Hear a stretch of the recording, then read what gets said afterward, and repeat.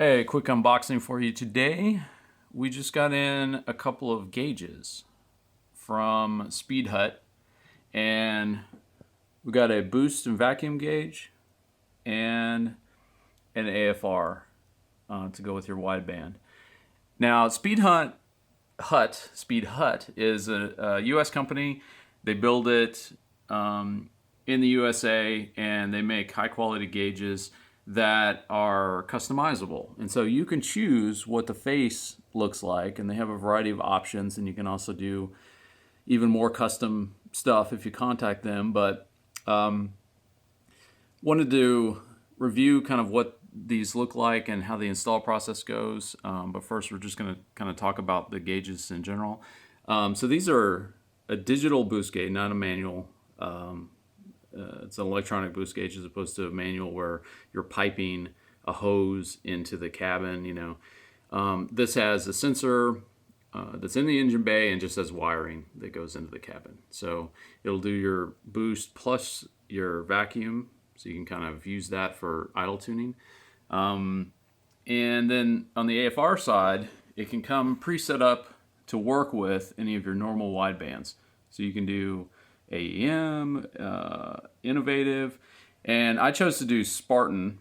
I have a Spartan 2 Lambda from 14.7.com, and I have it set up for that. So each of these has warning lights that you can set. So the little button there is for setting different warning levels of min and a max, and same on the AFR. And so let's see what we got in here. So the gauge, AFR is pretty simple basically. It's going to come with a wiring harness.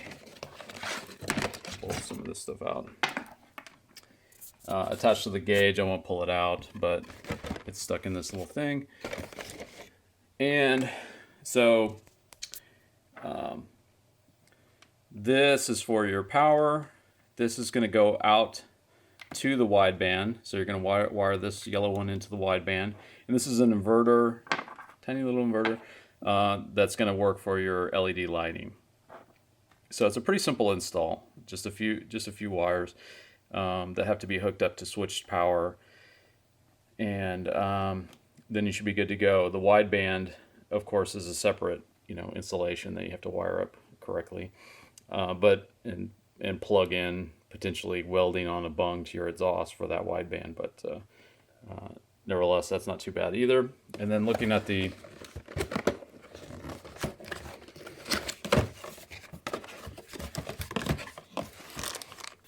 sorry for the shadow. Looking at the boost gauge, we've got, this is the wiring harness that goes to the sensor. You can see the little, that's the plug for that. It's got the same inverter.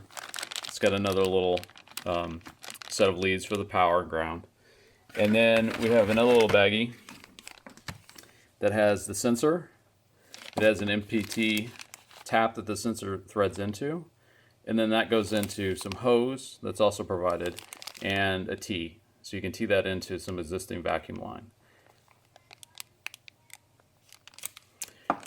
So when you go to install it, it has very limited instructions here. But when you go to install it, you're going to be putting this in the engine bay and plugging this in, and then this wiring harness is then going to be run back through the firewall or wherever, back into your cabin, and then back to the gauge, which is going to screw in here. Now they have different size options, but I chose the regular 52 millimeter gauge, which is a 2 1/16 inch hose for you Imperial loving units folks.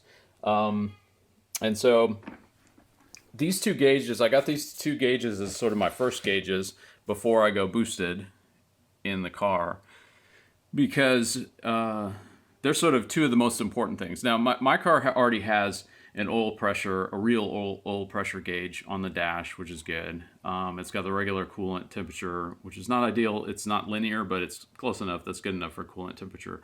So after you've got oil pressure, one of the main things to have is your AFR. And I chose an analog gauge also, which is a little bit less less of a popular option these days. This fits with the interior of my car. You can definitely get a digital gauge from them, but this kind of fit with the interior of my car more. And this gauge face, the font and the check marks matches the gauges that I just recently put in to the main cluster. And so I did the Rev Limiter Rosa gauge set. And so this matches that pretty closely. And also you can customize the needle, both the color and the style, whether the back of it has that little nub that sticks out or not. The interior little hub there can be silver, and so on. And so you can have it light up in different colors. Mine just does white when it lights up when you have your headlights on. So that's part of the wiring harness, is it knows it gets 12 volts when the headlights are on, so it knows to light up because it's night, evidently. So the second thing is the boost gauge, even though I'm not boosted yet, is still convenient because it also has vacuum. But you definitely want to sort of know what this is just out of the corner of your eyes, so that you're, if you're going too high, and gauges are always useful because you don't have your computer plugged in all the time, or necessarily, or an app on your phone or something that's connected all the time.